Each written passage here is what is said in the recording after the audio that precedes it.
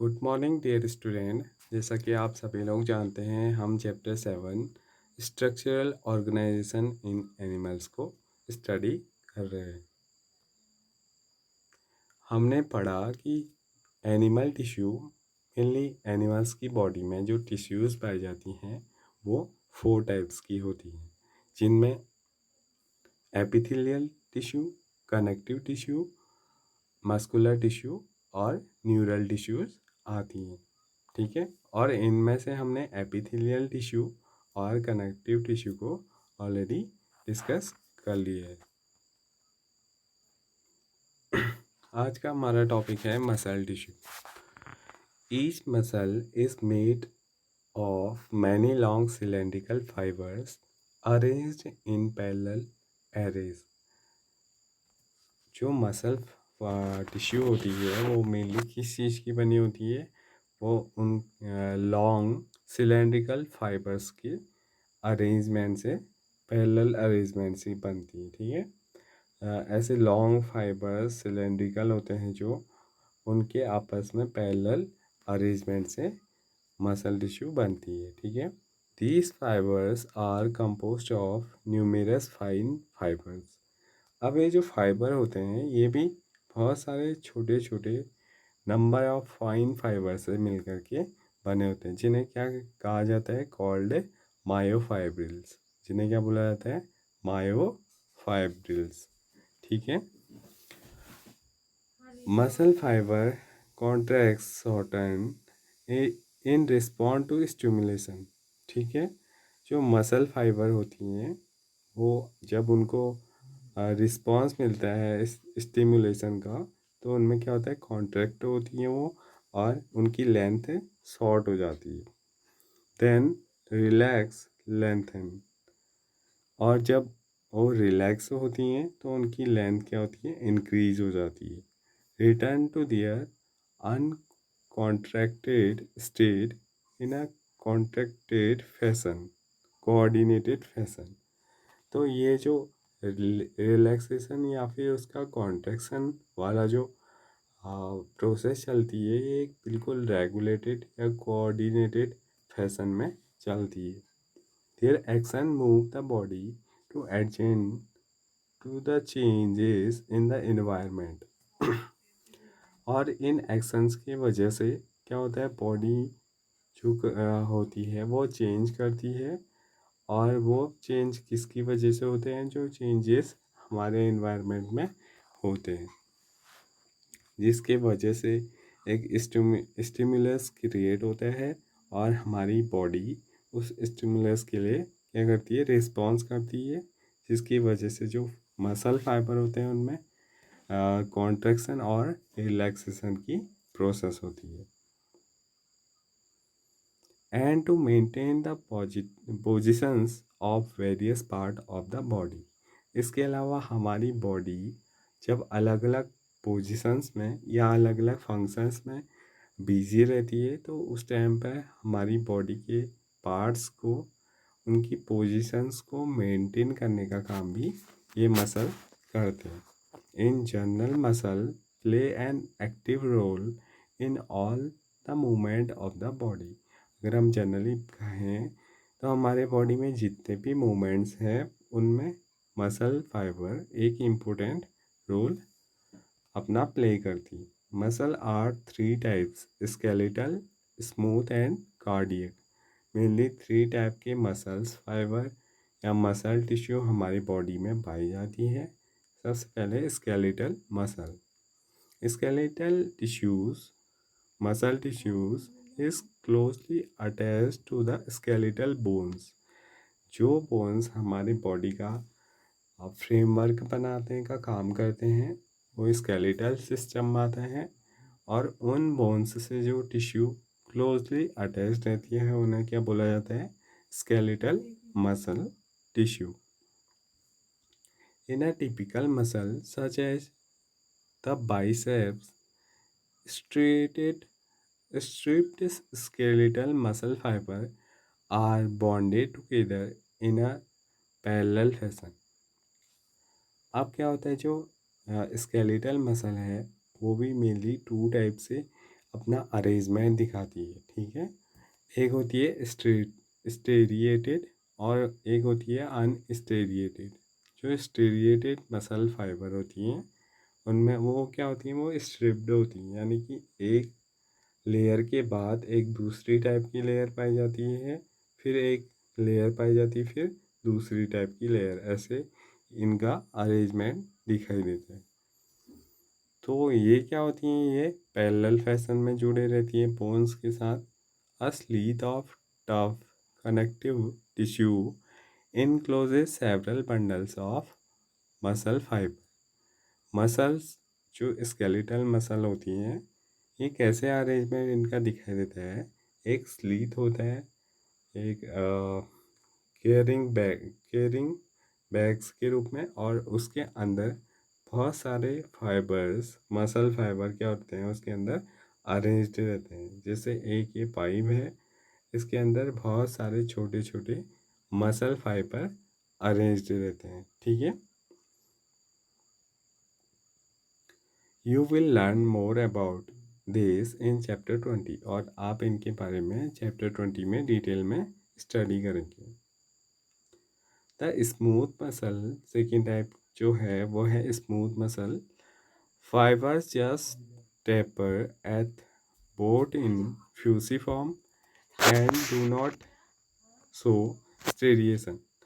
ये दोनों पॉइंट में मसल फाइबर जो होती है ये दोनों पॉइंट में पॉइंटेड होती है, और इनमें कोई भी स्टेरिएटेड पोजीशन हमें नहीं दिखाई देती है मसल फाइबर की, ठीक है। Cell junctions hold them together and they are binded together in a connective tissue sheath.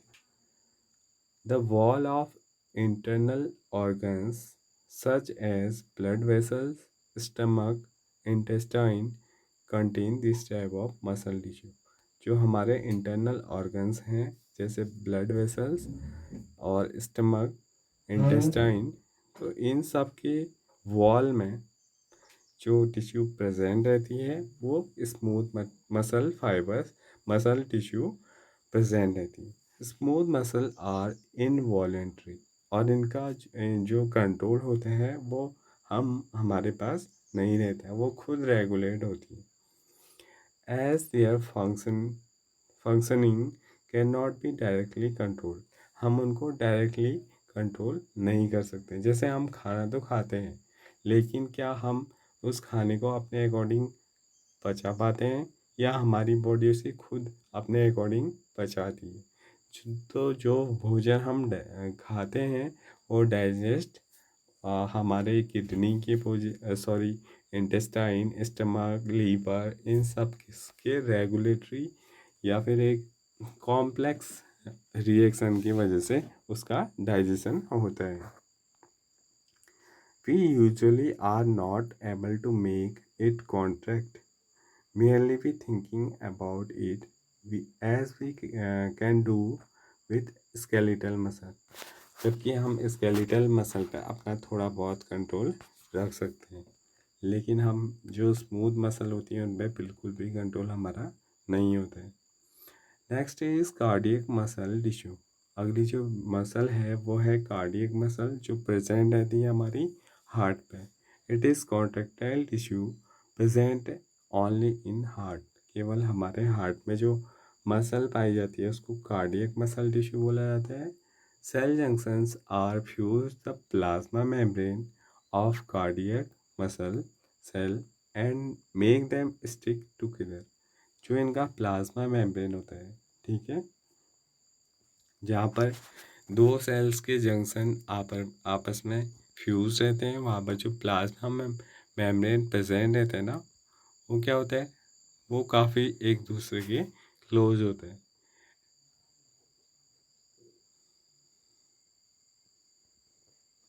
Communication junctions interconnected dices at some fusion point allow the cell to contract as a unit।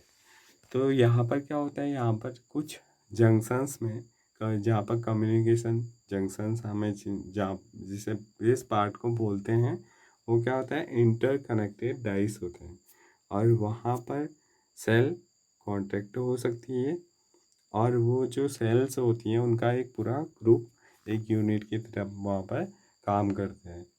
That is, one cell receives a signal to contract. Its neighboring are also stimulated to contract.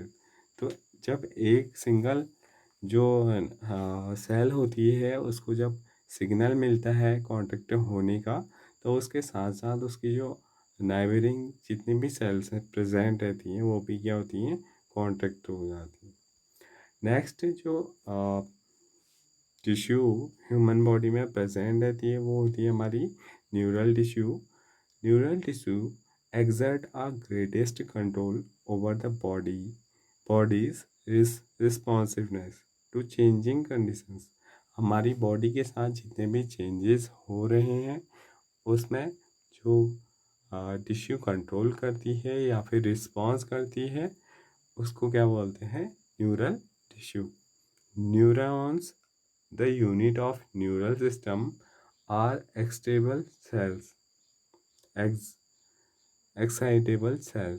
तो हमारी body में कुछ ऐसी point में हमारी body के total part में क्या होती हैं, कुछ ऐसी सेल्स भी प्रेजेंट रहती हैं जो काफ़ी एक्साइटेबल होती हैं.